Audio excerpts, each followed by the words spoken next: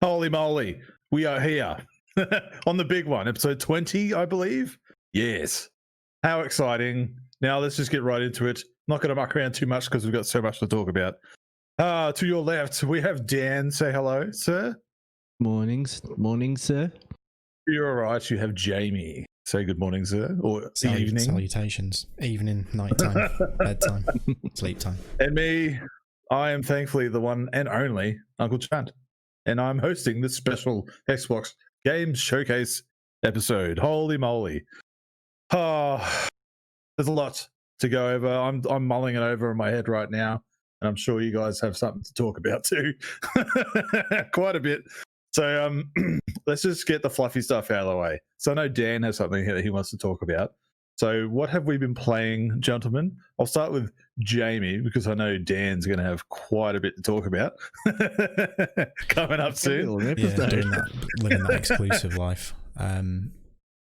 Assassin's Creed, FIFA. Nothing new to the list this week. FIFA though did something that irked me, and it made me want to play it on Xbox again. You like competitive modes and things like that, and you get like disconnects. Dan, you've maybe experienced this in 2K. If you disconnect during an online game, like, and it detects that it's your fault, you get punished for it. Yeah, it counts as a loss. Yeah, well, there's a thing on PC forfeit. where they can basically somehow use the peer-to-peer connection to make you alt-tab. So even if you're winning it or anything and you alt-tab out, it's an instant disconnect, and it's like, oh, you can't alt-tab out, like you're leaving the game. Happened to me like 3 times in a row, and I was just like, out. Done with That's this. brutal. See you later. But yeah, nothing other than those two. Right, cool. Well, mine's pretty quick and easy too. Just Animal Crossing. I'll start there. Finally paid off my house payment, my final house payment. It's totally upgraded. I don't owe any more bells, and it's great having all these bells free. I've been relocating shops and relocated my house. So terraformed the whole island. I've got this massive pathway that leads up to my house on this big lot right in the center of the whole island at the top of it.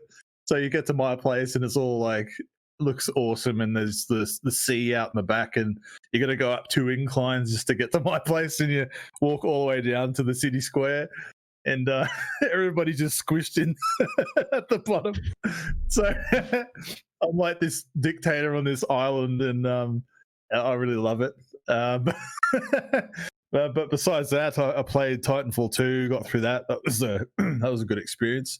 Said that to you guys a few days ago, but man, I miss that kind of stuff where you can just have a short campaign, relatively short campaign, and have a lot of fun within those 6 to 8 hours. And it doesn't ask anything more of you, and that was so refreshing. I really enjoyed that. And the last chapter was pretty cool. The time swapping stuff, or the dimension hopping, whatever it was, that was really cool. And it reminds me of what the Medium is doing, where you can swap between realities and stuff. So that was great. Besides that, I played some of those demos that are available now from the Xbox game Summer of Games event, whatever that's going on at the moment. 2 that I played. One was called Haven, which is I really enjoyed that. It's a small game, but I'm interested to see what the full game is like. Where you play as like a couple of lovers on this planet that you guys ended up crash landing on, and you're there for a while, but somehow you manage to find a life, just taking it easy and hoping whoever you escape from doesn't find you. And the mechanics are cool. You can hover around the island and you're kind of skating around. That felt all really good, and the art style was great. That was also refreshing. Like it wasn't, again, asking too much of me. You're just enjoying the story of this couple, and you're finding food, and you get into some fight mechanics and going around like these flow bridges and stuff. I know there's not much context, but recommend playing that one, giving it a go. And there was another one called Mayhem, which is a little 90s style brawler, like drawn like it's all hand drawn, so it's a bit like that recent Streets of Rage 4. So it felt like that, but obviously it wasn't as good. It's only a short demo, but that one had potential. But I haven't really gotten into any of the other ones yet. But there's like 60 odd demos or something up there that you can play during this week. So I'm sure you'll find something. But yeah, I've actually played a bit this week, so it's been good. Now, my shit is out of the way. Jan, you have something substantial that you would like to talk about? Yeah, so this week I played 2K. So this week I played Ghost of Tsushima. I finished Ghost of Tsushima and I platinum Ghost of Tsushima. I did not expect to be able to platinum this game. It's one of those things similar to what happened earlier this year when I looked up my trophies for Spider-Man, where I looked it up and I had like 46 out of the 52 trophies. When I rolled credits on the game, I went, "Ooh, that's pretty close." And then I looked up what the trophies were, and one of them's obviously to get all the trophies, and the other two were like to just change my armor, to look like a thief. One to look like my clan, and so I did those. Got 2 trophies quickly. I'm like, I reckon I could knock out these last couple, and so I did, and I platinumed it. So the game's pretty good. Just on top of that. But, okay, that's good. Yeah. But no, it was. So I'm trying not to tread on too much of what everyone talks about during the week, because you're probably just going to hear the same things over and over. But in terms of how it felt to me, I think I loved exploring the island. The part of that is one. I think I rode to every part of the island, but what happens after that, when you die and when you fast travel, I timed it every time. Well, not every time, but it takes like less than, or we'll say 5 seconds to come back from being killed or to fast travel anywhere. So essentially the way this open world system works is anytime you visit something in the world, you can then come back and fast travel to that location at any time. And it's like less than 5 seconds to fast travel. So you basically fast traveling. I pick up, I look at my phone, see if I got a message. I look back up and I'm in the world again. Like it's that fast. So when I was doing all of the, like, trying to finish off the trophies, the fast traveling just made it so much easier, because you just fast travel close to where I needed to go, and then I'd go there, pick it up, and then fast travel to the next place, and I'd just jump around. The really interesting thing that this game, because I've been thinking about doing my feature about like my favorite PlayStation exclusives and where this is going to fall and stuff like that. The weird thing about this game is the things that I really love about it are not normally things that I talk about when I talk about games that I love. So, for instance, the story in that is pretty bare bones. There's not too much surprising. There's interesting stuff there, but there's not a lot of personality to a lot of the characters. Some are interesting. Some of the main what they call tales, which is the main side quests, where you have certain characters you keep constantly going back to that have their stories that flow throughout the entire game. So they'll have like 9 different chapters throughout the game that you just go do alongside, and then you have your actual like side quests, which are just like one-offs. You run into someone on the road, they say, hey, go here, this has happened, or go get this, or whatever it is. So those ones are actually interesting. Jin Sakai, the main character, his story is, it's pretty good. It's a basic revenge tale, and it's very interesting coming off The Last of Us Part 2, which had a very strong narrative choice about and created a conversation around revenge and what it means. Whereas this one is very much straightforward, just saying we're getting revenge, consequences be damned, and it doesn't really want to comment too much on it. It's just what it is. It's just vengeance. It's just revenge. Sometimes you just need a good tried and true revenge tale. But in saying that, so obviously there's a lot of violence, and the combat I love. Like, I absolutely love. So when you fight your different enemies, the best way I've been trying to think of this is like, it's imagine like early day Assassin's Creed, fighting style, but rather than going the RPG way, if they kept adapting that style instead. Okay, yeah. So here you have your parry and your dodge and your blocks, and you have like maybe your 4 different enemies, like guys with a sword or a staff or a shield or a big hammer. And what happens is you have 4 different stances to combat each of those guys. So like you can use the stance that's normally used for against guys with swords against a guy that's a big tank, and you'll hit him a couple of times, but it'll take you longer to kill him. So what you do throughout a fight is you're switching between your stances, or you're using your ghost, like your ninja abilities, like stuff where you've got smoke bombs or kunai knives or whatever it is.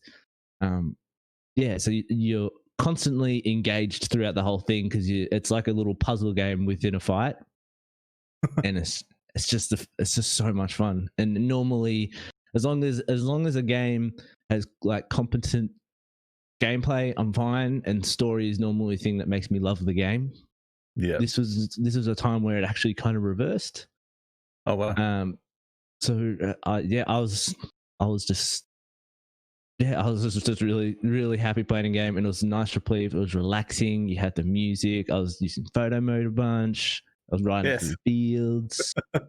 And the one last thing before I see if you guys have any questions about it, the one last thing I'll say is some of the cool things about it is the side quests where, you know, in most open world games, it's like, all right, here's a side quest. Go here and fight some guys, get some information, bring it back, or go here, fight some guys. There's always like a combat all the time. Whereas here in side quests, like sometimes it's like there are hot springs around the world, which are things you just happen upon or find, or you find someone on the road that tells you where it is. And you go to the hot spring and you just have a bath, and it increases your maximum health bar by just a little bit every time. And there are, you know, I'm not sure, like a dozen or 15 or something around the island. You just go there and you just sit, and as you sit in the bath, it gives you some music plays, and it gives you options, like 2 different options of what you want to reflect on. Like, do you want to reflect on your relationship with your uncle, or what's happening, like what path are you going down? And then it just a little voiceover talks about like how he's feeling at that time. Or you can go sit on the edge of a lake and perform a haiku. So you just have like 3 different options to select from, and then another 3, and then another 3, and then at the end he just reads out the haiku to you, and then that's it. That's your quest. Nice. So it's just, as much as there's violence in it, it also tries to take time to take you just away and just be present in the world, which I really, really appreciate. It kind of gives me a little like Red Dead Redemption 2 vibes, which is a game I really loved, where it's just trying to put you in the world. And everybody's talked about the guiding wind, which helps with that as well, just letting you see the world. Lastly, I went to play the game in Japanese to start with, and I played probably the first 20 minutes with Japanese voiceover and English subtitles. The problem I was finding, though, which is what I think I mentioned when we looked at the state of play, which was I was so busy trying to read the subtitles and remember who everyone's characters are and stuff like that, that I wasn't paying attention to the world itself when you're riding around and looking for stuff. So I just got to play this in English. But I might jump back in just to try a few hours of Kurosawa mode. Kurosawa mode, hell yeah. Yeah, in combat and everything. But that's my go. Nice. Well, I only have one question. Is it a worthy send-off as the last PS4 exclusive of the generation? Yeah, it really is. There are some weird issues with it, like little glitches. Like, for instance, if you make your character walk uphill, like sometimes his feet just disappear into the ground as you're walking up the hill. But there's still the footprints are still appearing or sometimes when you're walking on straight land, you see that he's not actually. It doesn't look like he's fully connecting with the ground, but the footprints are still being caused by the imprint. There's weird things like that. The best way I could describe it is like, you know, like when I got my car recently, there was a thing that kept telling me that my water was low in my car, and when I got it serviced, it turns out that there's just that light on my car, it will just keep showing up. There's something electrical wrong with it. It's like my car works, everything works. It's not causing any problems, but it's just a thing that you notice occasionally. That's what it is. There's a few things like that around the world, but it never takes you out of it. Oh, that's good. I mean, it sounds like a minor gripe, if anything. How about yourself, Jamie? Any questions? I think I asked you mine in the week. You know, is it the best Assassin's Creed game that's never been made? Because that seems to be quite a potent sentence around kind of the whole launch of the game and everything. And in playing AC Odyssey at the moment, that happens there as well. You know, the footprints in the sand thing you were talking about. You could just be walking and then the feet are just not where they should be, and the footprints are not in the correct place. So it's a limitation of open world tech, maybe. But no. Other than that, I mean, is it? Do you think that the similarities between that and AC are valid? There are, but I think because the game has such a different focus on an Assassin's Creed game, like as I said, one of my actual complaints is like the stuff on the map are actually like really small icons, and I think that's part of the whole aesthetic is they're trying to not bombard you with so much stuff. So like if you want to go look for something, you actually really just have to go look for it, because it's meant the whole thing is trying to let you just discover stuff on your own, which we've talked about in the past about Assassin's Creed games where they give you everything that you can do in Assassin's Creed game, because Assassin's Creed wants you to be like, here's all the stuff you can do, like go do this, go do that, go do this. This game kind of is like, you know, you're going to be here for 40 plus hours, 30 plus hours. Like just you find what you want to do. That's okay. You've got time. Just go through it. So it's a real bare basic comparison for people to make to compare it to Assassin's Creed. But the other thing I thought about this week is Assassin's Creed is a role playing game at this point, right? It's an RPG. Ghost of Tsushima is an open world action game.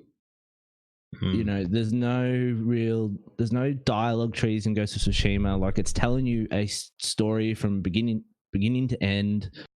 It doesn't even do the infamous stuff where you've got, good and bad, like Samurai Ghosts. Like it's telling you a story, and you can play it however you want to play it. Like Spider-Man. Yeah. It's in that same vein, exactly. And you're just a samurai in this Samurai Spider-Man. But to answer your question, it is a good send off. I think it's it is an interesting feeling having Last of Us and Ghost of Tsushima as this 1-2 punch so close together, both dealing with revenge but in very different ways. And because this one is so relaxing, it's nice to have a relaxing game after Last of Us Part 2, which kind of I could imagine. Nice. Oh, that sounds all positive. But enough of PlayStation. What are we doing? It's a good way to wrap it up. This is an Xbox Showcase podcast today. PlayStation up the arse. So let's start right on to it. I'm just going to rattle off some numbers just to start off to get the context happening. So what we saw was a lot. We'll go in the context of that in a moment, but what we saw were 10 world premieres. We saw that a number of times. 22 console launch exclusives. And what they're saying is the best lineup of next-gen games on the world's most powerful console. All right. I'm sure there's going to be some argument on that. 9 of the 15 Xbox game studios showed up to show what they're working on. So I'm interested to see what the remainder of the studios are doing. So just to get that out of the way, I'm just going to name what we actually saw, and then we can go on to talk about it. So On the Xbox Series X and PC front, we had State of Decay 3, Forza Motorsport, Fable, Avowed, As Dusk Falls, Everwild, Stalker 2, Warhammer 40,000 Darktide, or 40k, whoever wants to say it, the Medium. And then Xbox Series X, Xbox One, and PC, Halo Infinite, Tell Me Why, Grounded, Psychonauts 2, Destiny 2 Beyond Light, Tetris, Effect Connected, The Gunk, and New Genesis Phantasy Star Online 2, and then just Xbox Series X, Xbox One, Crossfire X. And that was just on the actual showcase itself, not including the pre-show. I didn't include the pre-show because it wasn't part of the actual showcase event within that hour. So there's more there, but this is the base of it.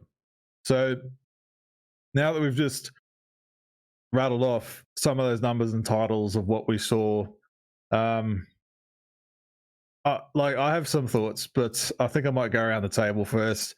I want to start with Jamie just to get his initial thoughts on what he thought of the actual showcase itself, and I'm sure we can work it from there. So out of what you saw, Jamie, we'll get to Halo after this initial part of the conversation and Microsoft strategy later, but your first initial takeaway from the showcase, Jamie.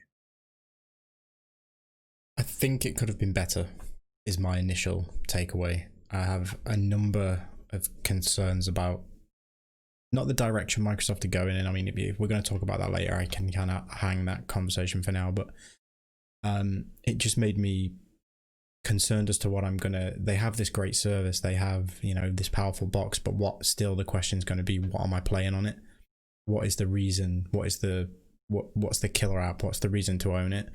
And obviously we're going to talk about Halo, but I don't think that can carry the console. I really don't.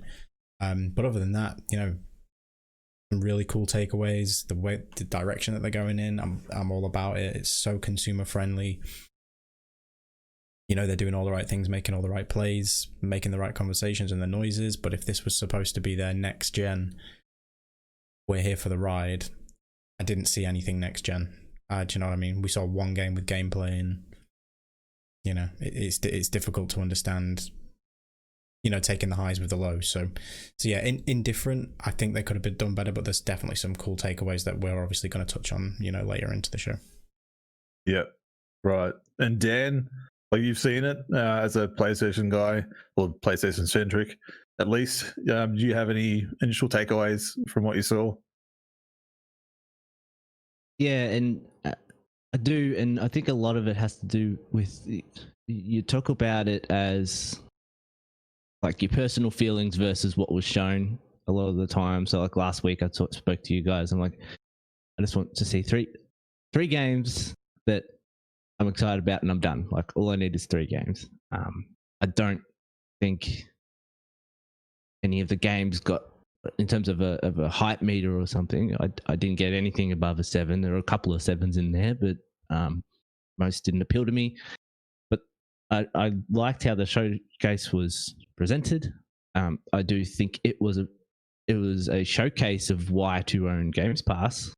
I don't think it was a showcase on why to have a Series X. And if that's what they wanted, and which in the long term that's what they want people to have Games Pass. In that case, great, because that's a lot of games to have on Game Pass day and date or coming to. But as a Series X thing, didn't excite me as much. Maybe it was because it was 6:30 in the morning when I was watching it. But that being said, John, you were up at friggin' 2 a.m. watching it, and I went to bed at 5 o'clock. Yeah. So I was. Yeah, I don't say that it wasn't bad by any stretch. It just it kind of left me. Let me ask this then. So before I go into my diatribe, the two of you, was there anything that grabbed you as far as like the 1 or 2 that would justify what you saw? Any 2 titles at least, or 1 that you could take away from going, yep, I think that would be worthy of a Game Pass subscription for a month? Jamie? I mean, Halo, obviously. Like, yeah, of course. That's amazing that that's coming there. Everwild, yeah. but it's probably not for another 3 years. Fable, yeah, same, 2 or 3 years away. Like now, is there something that makes it worthwhile? You know, going into next gen. I'm talking about new consumers. Do you know what I mean? Like we're here for the ride anyway. You know what I mean? I have a subscription, but the two that you probably go into the close of the year with and go, those 2 games make the subscription worthwhile, are Medium and Halo. Yeah, that makes sense. So Dan, you've got a console, right? You've got a base Xbox One lying around somewhere, or you've lent it to your mate? I do. I have a base one, which actually my brother's actually borrowing at the moment. Your brother, yeah. Because he watches NFL Game Pass, or NFL Pass. But like, so if you were to be like, all right, there's a Game Pass subscription for 15 Game Pass Ultimate. Let's just say that $15 for 1 month, and you go, all right, I don't have to pay 2 full price games, and there's these 2 games I want to play, and I can do it for $15. What are the 1 or 2 that you could take away from that? I would say As Dusk Falls, and Nice. Tell Me Why. Probably the ones that appealed to me the most.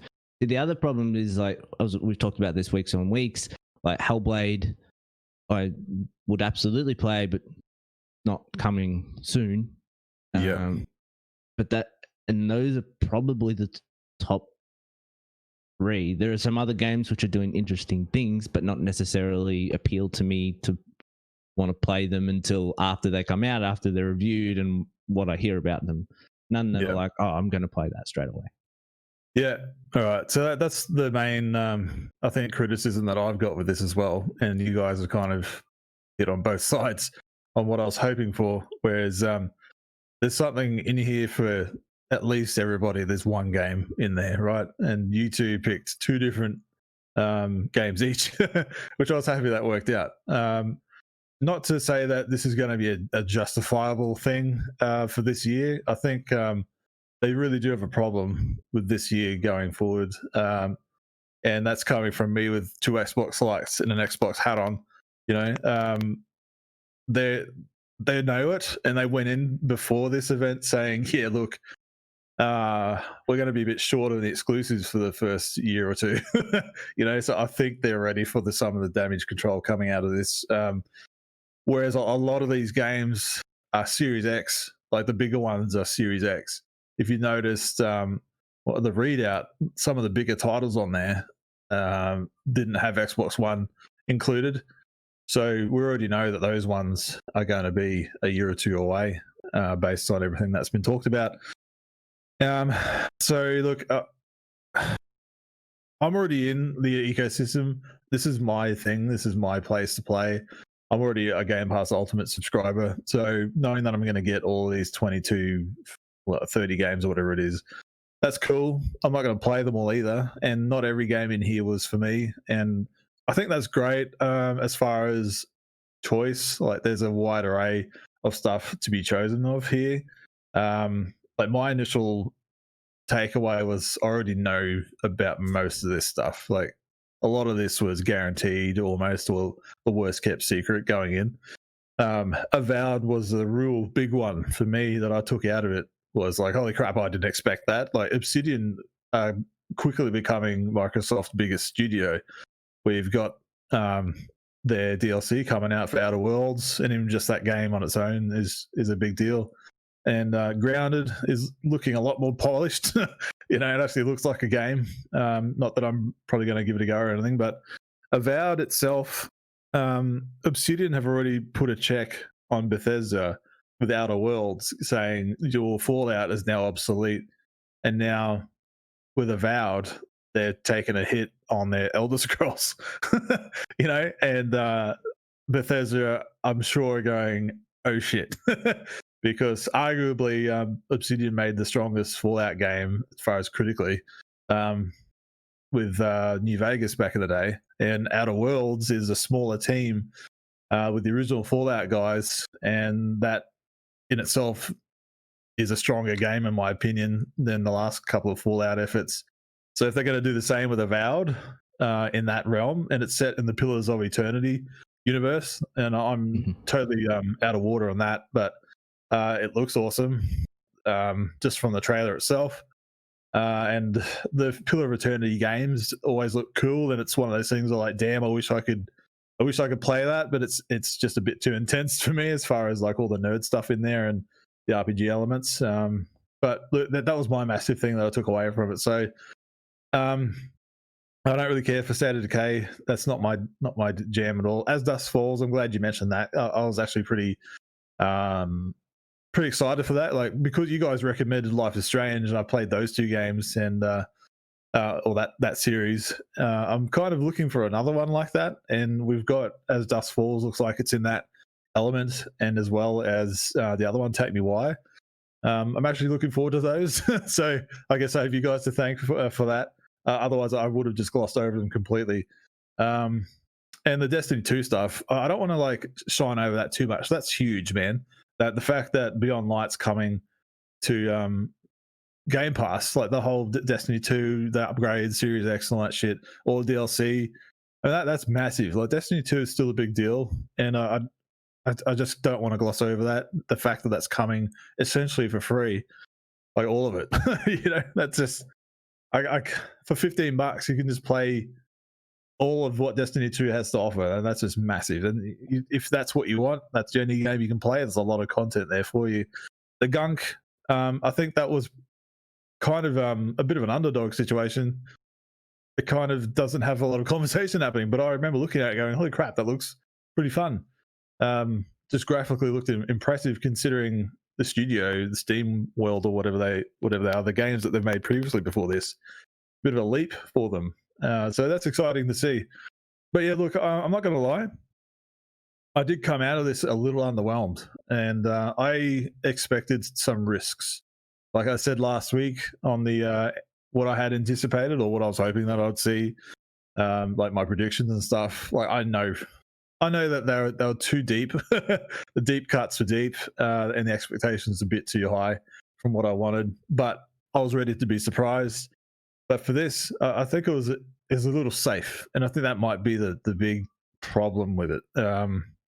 Like, it's good to know that all this stuff is coming, but Forza Motorsport looks like it's going to be a platform.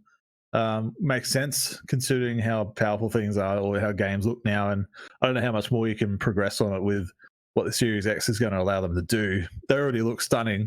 Like, how many more stunning Forza games can you make? You know, so if this is like the refresh to make the game that they actually want, I'm a Forza fan, so this excites me. State of Decay 3, I already mentioned that. Not really keen on it. And I'm dancing around talking about Halo because it's going to be the thing that we're all going to want to discuss. But look, the other thing I don't want to. There's just one more thing here, and I'm rambling on, but. The new Genesis Phantasy Star Online 2. I know a lot of people that in my circles aren't really talking about that too much, but that alone makes Sega so much money. And the fact that it's being totally almost rebuilt for the Western audience to be coming out with this expansion. Like, it's a new game. It's just got the Phantasy Star Online 2 name attached to it because that name, it means something in the Asian communities. It's a massive seller, and that game shouldn't be understated for the fact that it's coming to Game Pass as well. There's a lot of offering on here. Dan, you touched on it earlier about this was Game Pass, the showcase almost, and that's pretty much what this was. And they said going into this that it's all about games, no business, no hardware, no nothing. It's just all games. So I think this is basically trying to get the proof of concept across what value Game Pass has. And you can't understate what Game Pass is now. Like, it's a massive deal. And I think that's the biggest thing about this. Disappointments aside, the fact that this exists, and that was my takeaway from it. And the conversations happening now over the last 24 hours where people are going, why aren't people talking about Game Pass and how awesome it is? And you've still got people saying, it's crap, there's nothing there, which is absolute bullshit. But yeah, I'll stop there so we can touch on, I don't know, your responses to what I've just said. So I know, Dan, you wanted to say something just then. Do you want to jump in? Before anybody says anything, can we just move our Discord region to Australia, please? Oh yeah, sure, go for it. You two sound a little bit like robots, and I can only see that might be the one thing that's stopping it, because I've tried to be, tech check in a way while you've been talking there, John, and I'd rather people be able to understand you properly. Right. So we done? Huh? No, carry on. Just change the server over. Oh, cool. So yeah, Dan, you wanted to cut in there. Do you have something to say? Yeah, I just based off two things that you mentioned, which I agree with. We spoke last week, and when we were trying to predict games, and one of my things were, I was curious to know with the I forgot their name, but the people that make State of Decay, is it Undead? Undead Labs. Undead Lab? Yeah.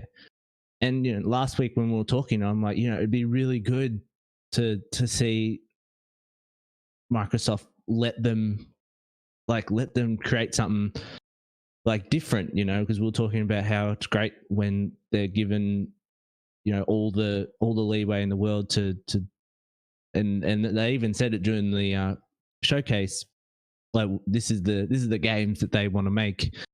And I think Matt Booty said that just before they showed off Avowed. And Yep. I was like, well, they were making Avowed before they were purchased by Microsoft. So like they're already doing it. But like State of Decay 3, that's when when that was the second thing shown. I was like, all right, we're kind of going to see a lot of what we already know and what these studios are known for. So I that's why it was a little bit disappointing, because I didn't see stuff that was like, we're going in different directions. We're trying a lot of different things. They're like, come to Games Pass and we'll just give you more games that you are aware of and that you want to go, that you would normally go buy, and it's going to be there on Games Pass, rather than try this whole new thing. And in terms of how a lot of the games didn't appeal to me, I feel like if you took a screenshot from like State of Decay 3 and Avowed and Stalker 2, Warhammer Dark Tide and Medium, if you took a screenshot from each one of those trailers, you wouldn't know which game it belonged to what. And that's why so much of it didn't appeal to me, because it's just that type of game. Like, that's not their fault. If they're going to be good games, they're going to be good games. But I think it's because those particular games didn't appeal to me that much.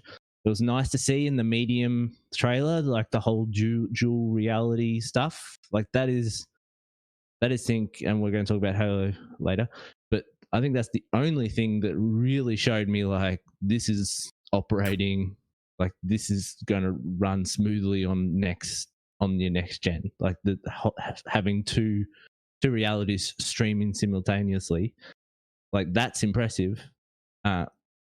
None of the other stuff was as impressive as that part. But that's no, I agree. Like it's too early to call, and it's unfortunate that we're only so many also a few months out now from when the Series X is coming out. And like Jamie said earlier, it's like, well, what's the takeaway from selling someone on a Series X? Like, I know this wasn't the Series X showcase, it was the games showcase, so it's like the immediate future to expectations. Phil had an interview after this where he dropped that August is the next event, and we already knew that, but that's confirmed now. So like Matt Booty said at the end, you notice there's only 9 of our 15 studios that turn up today. There'll be more on that in the future, which I assume is going to be that August event, and that's going to be more Series X focused. I hope like there's not much more to talk about that I want to talk about in this section, so we're going to get into Halo just right now. But I hope that August event really just they have to really hammer it and knock it out of the park on that one. Of like, this is why you want a Series X. Like, this is why you want to buy our console, not just stay in our ecosystem, but we are selling you a console, remember? And here's the reason why. And even for me, that I'm going to be day one anyway, but I want to know going in, I'm like, I want to know my investment on this is warranted early. Like, I don't want August to pass and go, yeah, I'll just sit on my X for a bit. my One X. And I don't want that. I want to get hyped for this new machine. It only happens once in a generation, and I'm all about this. But Literally. So look, there's not much more to talk about in this section. I think we've all said what we wanted to do on what games were shown, and I know Jamie's chomping at the bit here to get into some Halo stuff. I've noted this section as the Halo-size elephant in the room. So let's just get it out of the way right now. The big talking point we'll start off with is the graphics and the expectations.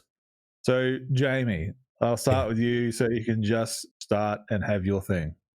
I'm just going at graphics, right?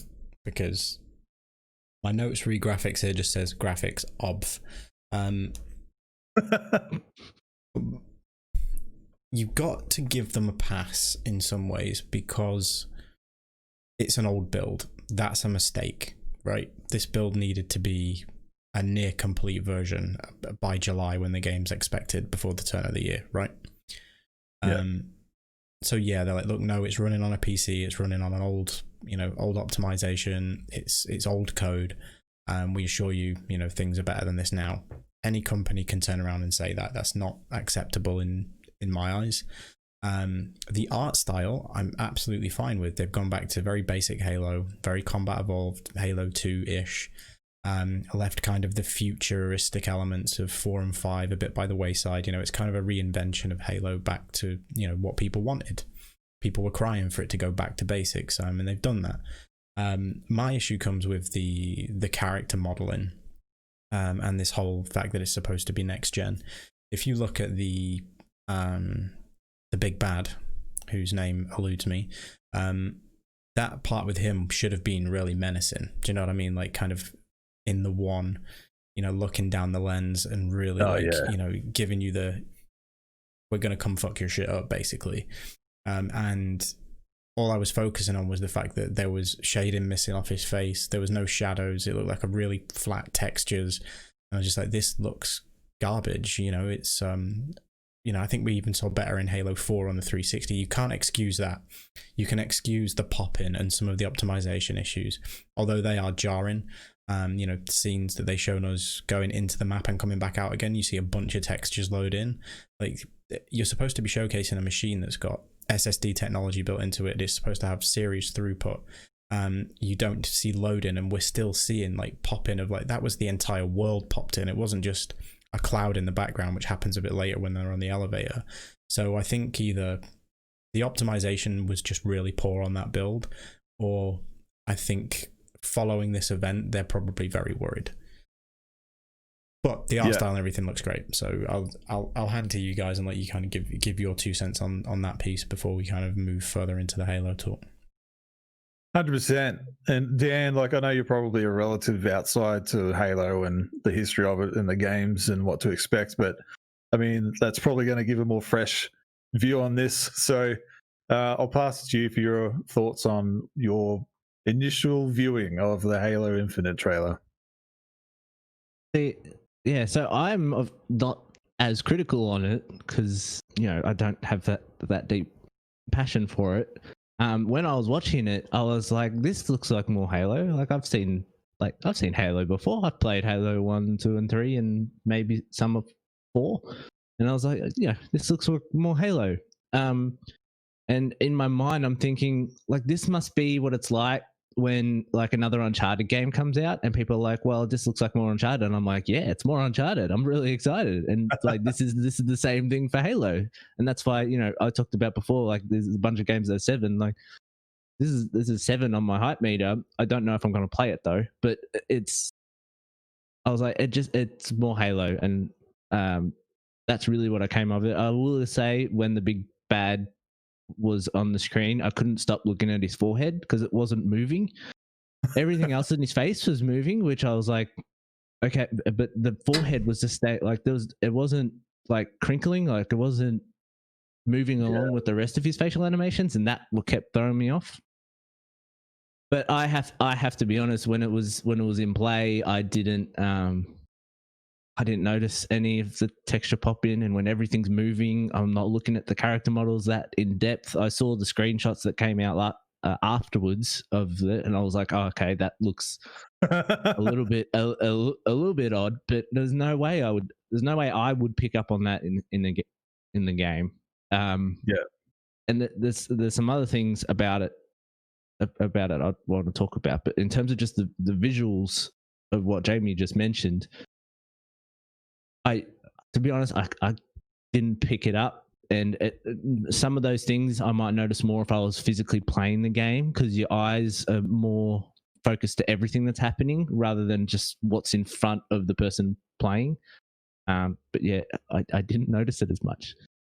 Well, that's good, I guess. Like, not everybody's going to see the same thing, but the brunt of the conversation that's happening around Halo Infinite at the moment, unfortunately, are these gripes. And like, I can't just be blind to it. Like, I see the issue that people are picking up on, and I'll admit that I was like, I expected something else. Like, Halo 4 is still one of my favorites of the series, and Halo 5, man, you look at that game with these Xbox One X enhancements, and that's a stunning game. Even Halo 4 with the Xbox One X enhancements looks like a current gen game, and that's a 360 game.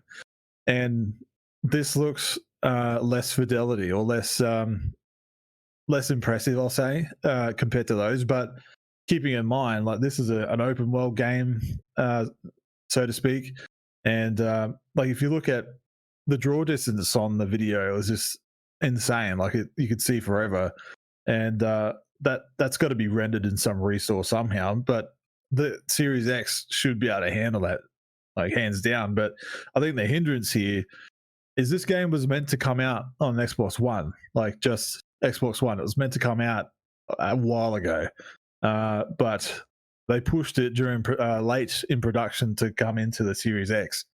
And I just wonder when exactly this build that they showed was, because I know Aaron Greenberg came out chatting to Alana about it, and she just asked straight up, like, people asking about the graphics, what do I have to say about it?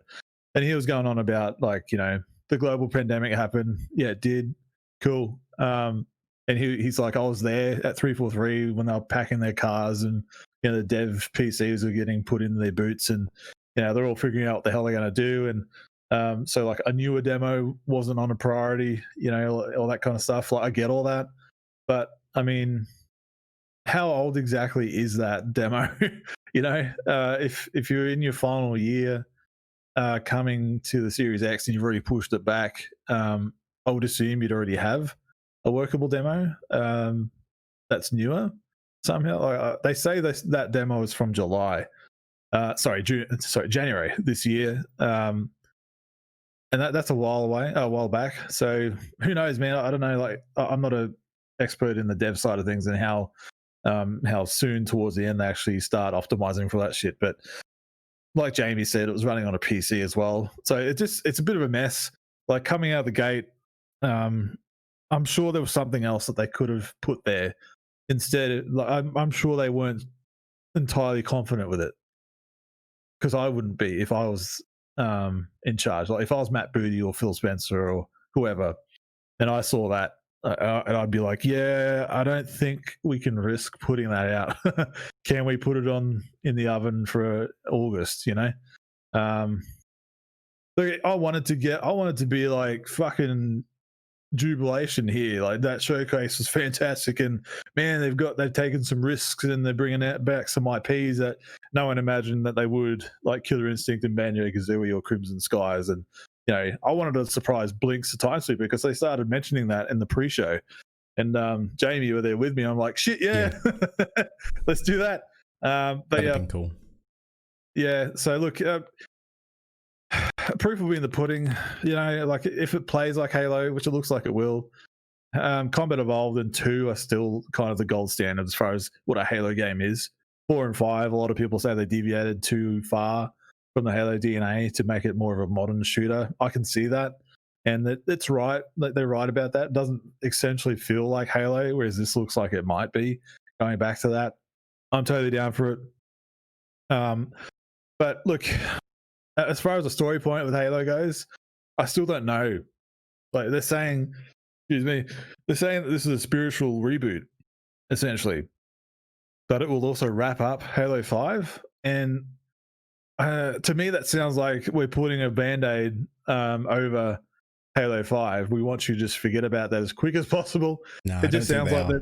I don't think they're putting a Yeah, band-aid over it. I'll tell you exactly how they're doing it, because it's going to be a live service. Yeah. They've Yeah, already indicated this. They so tried to not call it that, didn't they? yeah, but Yeah. it is. It's ostensibly. I said this last week. It is a platform of which they were going to infinitely build inside of. That is where the namesake is coming from. So for the whole of this generation, this will be the Halo sandbox, which is fine, brilliant. So Chunt, to your point, like how the hell do they wrap 5 up? I don't think they do. I think this campaign we get is something completely different and deviated from, and then the first expansion will be the end to Halo 5, and we'll maybe reintroduce Locke and some other characters down the road and go, yeah, look, these guys are back. And I think it's probably one of those things that they're going to aim to do maybe once a year, you know, so then every E3 or every year round they get to go, this is what the Halo team have been working on for the last 12 months. Enjoy. And here's a 6-hour campaign for you. I think that's probably the route that they go in. But yeah, Man, that Halo 5 cliffhanger, you reckon they're going to leave it hanging even longer? I mean, we haven't seen enough to know, have we? We may see more in August. We need to see something other than what we have seen, because that's dampened my excitement massively for it. The gunplay, that looks great. It looks fast. Like, it's nice seeing a Halo campaign just smashing out that smooth 60. It was quick. It was the enemies, and this is something that I noticed. Like, Destiny's enemies are often quite dumb. And Halo always got that right. Halo always got that kind of smart enemy control right. Like, they would duck behind things so you couldn't hit them with a grenade, or they jump out of the way. It was good to see like those kind of things coming back as well. And the sound design going back, obviously not in the live stream as me and you found, Chun, it was awful. But going back and rewatching it and in full fidelity in, 7.1 surround sound, and obviously it wasn't being streamed in 7.1, but just that, the fidelity of it, like, it was like, as that beat kicks in and they've nailed that pacing, the main theme is playing in the background of that entire game demo, just at different beats, and it's like you've got that bit down, but the visual polish, man, it really needs to happen. And they're saying the ray tracing's not there at launch either on Series X. It's half baked, isn't it? Like, I mean, Phil Spencer said that they're not scared to launch the console without Halo, and I think maybe they're gearing us up for it. It wouldn't shock me. I don't think it's ready. Like, if that, as you said, if that is the best they can show us when it's supposed to be coming out in what, August, September, October, 4 months maximum from now, 4.5 months. Yeah, not overly convinced, but everything else about it was great.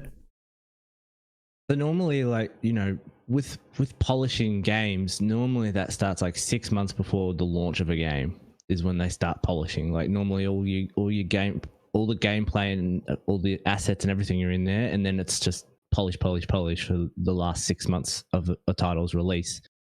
But on top of that, normally, and you see this in movies, you see this in games, normally they know that there's an event coming up, and they spend 6 months on creating a demo or making sure there's a particular scene, if it's a movie, that is as close to what they want the end result to be. So then when they show that off, they're showing off the best possible portion of the game, which is why I don't get, if they're going off a January build, and I know that they went into COVID and everything, but like, they would have known that they're going to show off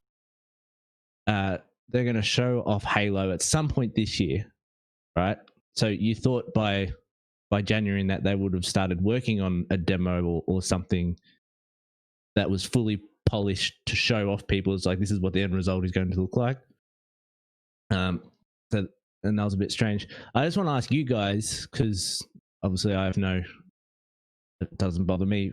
I've heard a lot of people are arguing about the grappling hook this week. Are you for, against grappling the grappling hooks to everything? Grappling hooks are great. Because when I saw that, I was like, this is going to be, once again, because I had Uncharted on my mind when I was thinking of all this. I was like, this is like in Uncharted 4 when they introduced the rope, where he just can start swinging on stuff where he's never had it before. But I'm like, but it didn't look overpowering. Like it didn't look like it was taking over the game. It didn't turn into Doom.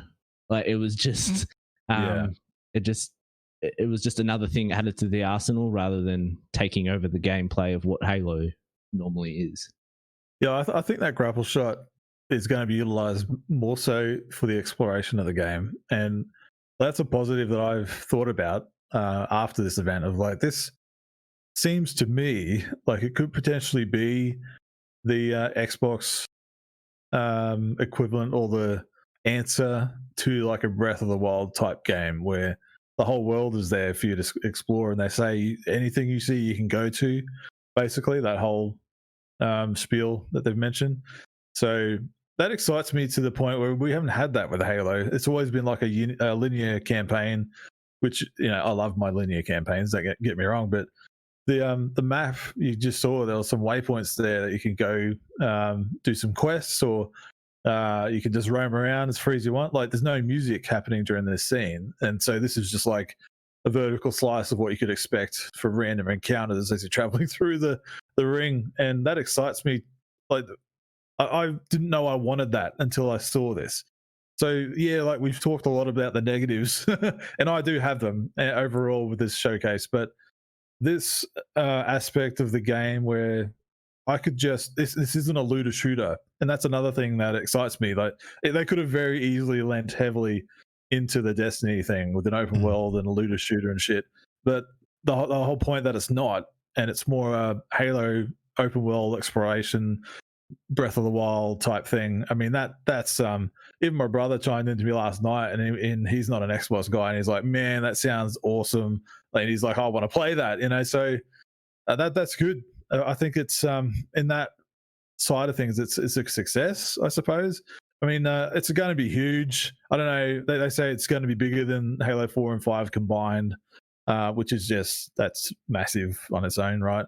But like, you can see here as you're going up the elevator, like that draw distance, everything you see, like you can see right through the crack there. That's more through there, and it's all being rendered all at once. Like, granted, the pop into the clouds, but that's huge. It's massive. And Skyrim it never looked that good, you know, when that came out. Breath of the Wild sure as hell doesn't look this good. You know, the art styles are totally different, granted, but the way this looks in comparison to those, and I mean, this probably looks this good as well because it's the 4K version, just like squeezed down into a really, really tiny box. So it's looking nice and shiny. But you're exactly right in what you're saying, though, Chunt. Like, it's doing things, you know, that we want of Halo. We've been asking it for years. And I'm about like that open map life. It reminds me a lot in a way of what they've done with Gears. You know, as I said, obviously, like when we were trying to play Gears 5, I made it abundantly clear to you, I don't want to go off and explore the open world. I'm here for the story and nothing else. Whereas Halo, if I can play it through at my own pace, that is, you know, as a big Destiny fan, go off and do what I want to do. Like, that appeals to me. So yeah, I mean, there's a lot here to be excited about, but the polish just let them down. It really, really let them down. Yeah. So, just to mention another positive that I found. So when they dropped in and they showed that map and everything, the first thing that popped into my mind, and I was like, this is like Killzone Shadowfall. So when that game came out and I played it for a bit, the whole idea was you dropped in and there were like 3 story points around the map and you could go and just do them in any order. When I saw that, I was like, that's like a similar thing. Like, there's a quest marker over there, and you just do it however you want. And what it does as well is, because one of the funnest things about playing Halo, and the thing that I always hated when I had to do it, was to get out of whatever thing I was using to traverse the world. So like, if I was on a Ghost, or if I was in the Warthog, like, I had so much fun driving around in those things all the time. And so what this does, by opening up the map and doing it that way, you get to spend more time traversing in these vehicles that you love using all the time. So like, you get to drive the Warthog from place to place, and therefore you're in that for longer. And I thought that was a really good idea, because in Killzone Shadowfall, you had to you just walked from thing to thing or ran and tried to get past enemies, and you just kept going from quest to quest, but it was just a lot of walking. Whereas this, because you have the warthog and you have assumably the ghost at some point, that just allows you to get from spot to spot. And I was like, that's really clever to do it that way. And just as a deep cut here, being the brutes are the main enemy by the looks. I want to be riding around on the ring on a chopper. And if people know Halo 3 and that brute motorbike looking thing, the chopper, man, I love that thing, man. I want that shit. Bring it back. But yeah, no, you're right. Like if I can just cruise around this map in a chopper or whatever, like, man, that'd be just sick, and not hit some wall that makes you get out so you can do the next part of the story mission, you know. Yeah, that's a good outlook to have.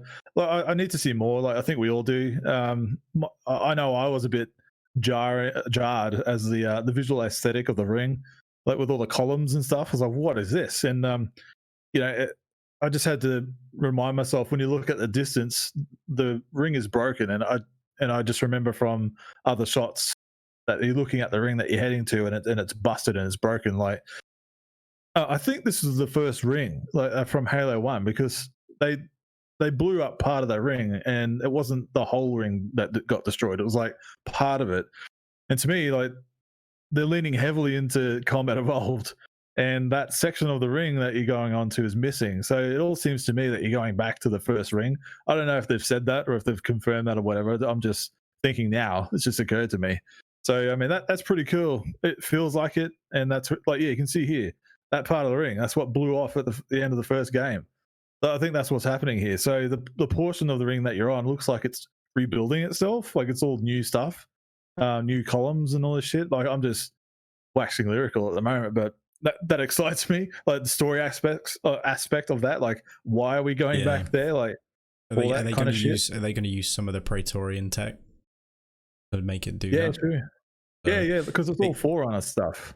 Yeah. So we'll see where they go with it. But old mate's about to bring his hideous face into frame now. So probably. I do want to say, I think, talking about the jump, not to try and jump around too much, but Jamie, like you were saying, how this is essentially going to be a live service game. I think that's also the only way to do it, because Microsoft has done a thing with their studios where, like the Coalition and with 343, it's kind of old school to have a studio that is made to do one thing. Like, that's not how most studios are put together these days. Like, eventually you move on to something else or you do something else. So I think if you have a studio that is made to do one thing, then therefore let them do the one thing. And as a live service game, that kind of fits into that. The idea of having 343 is the Halo studio, and they're just going to work on Halo all the time.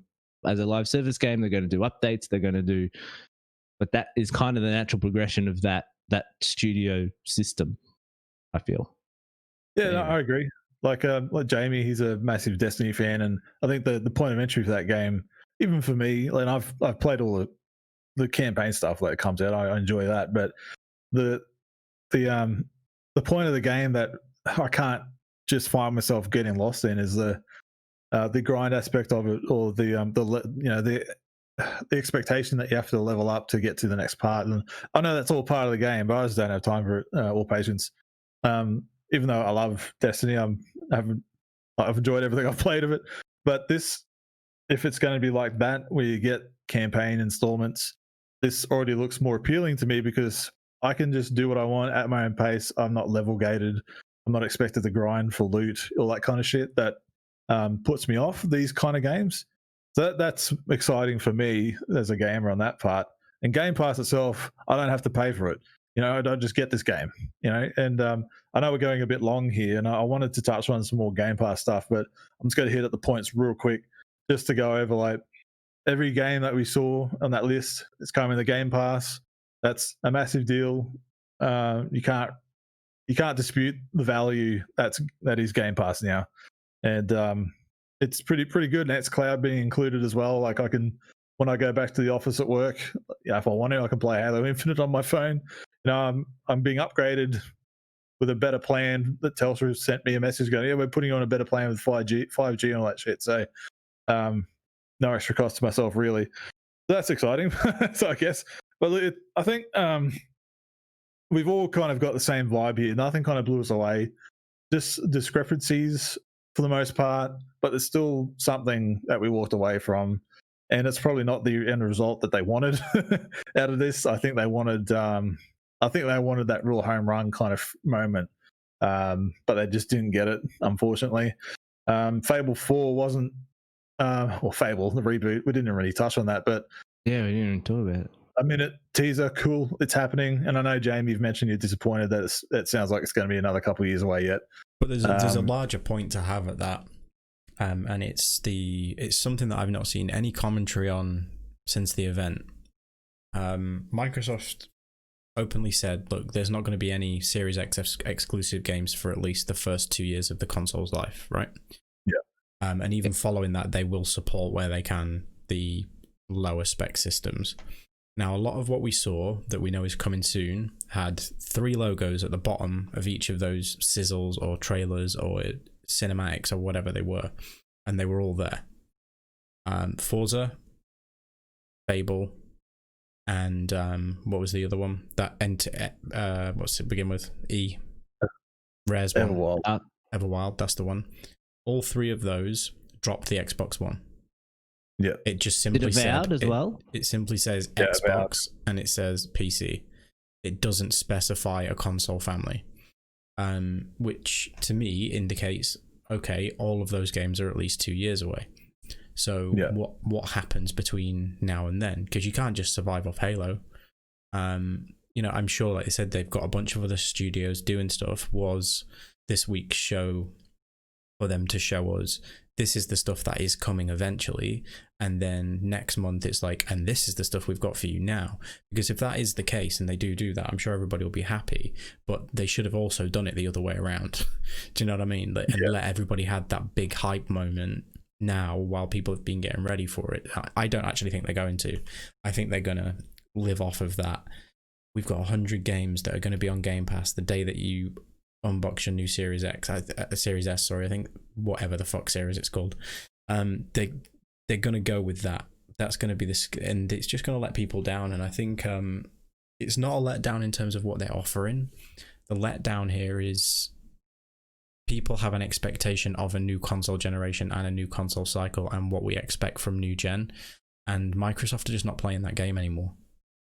And I think that's that. Well, I think that's probably a full topic in of itself, like, discussing the directions that games are probably going, which we can probably talk about next week. In the different approaches, the way that Sony are not really evolving what they're doing at the moment. What's working for them is working. Microsoft are completely changing their tack. They don't care about the hardware.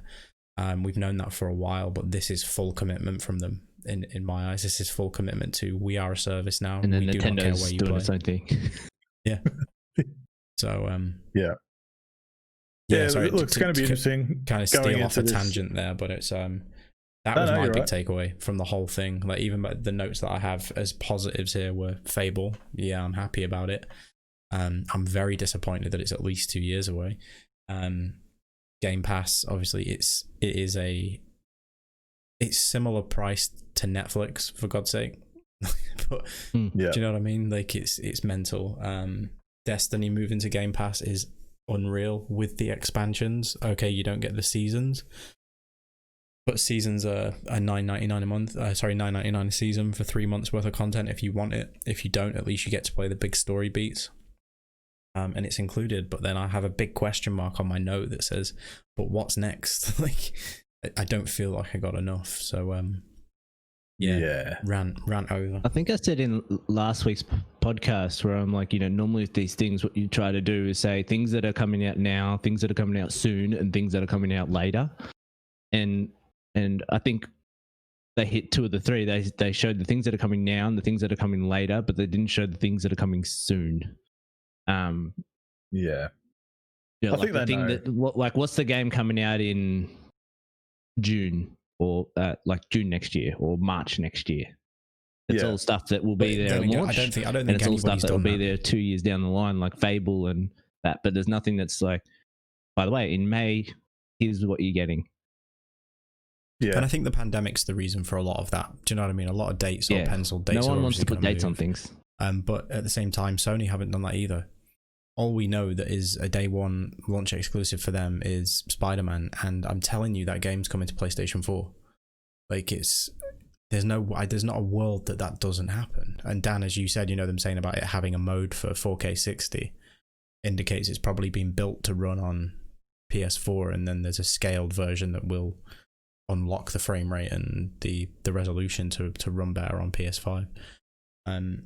We're just in a, do you know, when we started this podcast like 18 weeks ago, we were all hyped for having this summer of amazing news and eventually having something to look forward to. And every single one of them has been a categorical letdown. Yeah. Yeah. I would say with the Sony thing though, you're getting the Spider-Man is the now, Ratchet and Clank is the soon, and the Horizon is the future. Like that's the three. But anyway, that's another conversation. Yeah, look, I agree with Jamie on most of that. Like, all these events just been not disappointing, but just kind of like exhausting almost, to the point where you just don't know what the expectations are anymore. And yeah, the world situation right now, I think we have to kind of keep that in mind. But it is disappointing in that regard, because the whole world is just fucked and it's not the same. The expectations aren't the same. Things need to be kept in check, and it's all disappointing in that regard. But I mean, the positives are that it's all coming, and this offering is amazing. Like, you don't have to throw down $100 a game from this. Like, I mean, this is going to be great for those people that aren't in a position to be buying games as much anymore, or into the future for the foreseeable. So if they have an Xbox, they can at least be getting all these games added to their service, and that's you can't say that's not a good thing, right? That's amazing. And Halo Infinite, like, man, if I just lost my job and I'm locked up in a small room somewhere because I can't afford rent somewhere in a proper place, but if I can still manage my Game Pass Ultimate subscription and an internet, I know that Halo Infinite's coming, you know, and I can play that. And that's something to look forward to. Look, I think August is going to have to be the make or break for me as an Xbox guy, Xbox centric.